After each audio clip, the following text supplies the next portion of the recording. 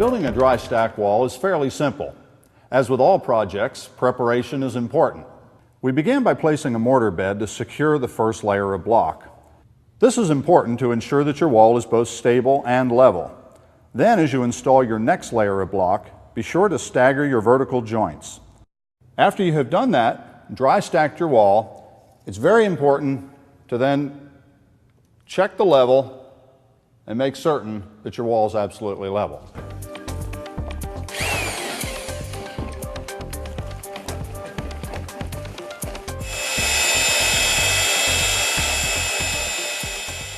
We're now ready to apply our Sakrete Surface Bonding Cement.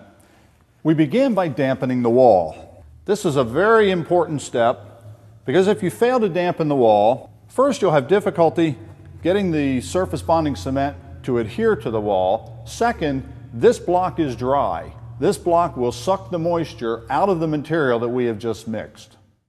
It's easiest if you start at the base of the wall and work your way up.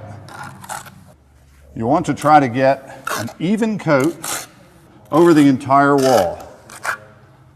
Now, as we're progressing with our job, you'll notice that right here, the block is drying out.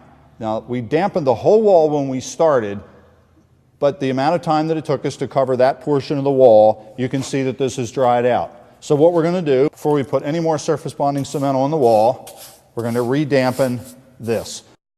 If you are using surface bonding cement simply to cover an existing block wall, you only need to coat one side. However, if you are building a mortarless block wall, it's absolutely essential to coat both sides of the wall. If the end of the wall is exposed, it is also necessary to coat the ends. A mortarless joint wall is only as strong as a wall with mortar joints if both sides are coated. Spread the surface bonding cement as evenly as possible over the surface of the wall. The overall strength of the wall depends upon the thickness of the cement and how uniformly it is applied. In general, about 1/4 to 5/16 inch of cement is needed in most applications. If you are not experienced with a trowel, it may be difficult to avoid leaving trowel marks. Simply use an inexpensive paintbrush to cover the marks.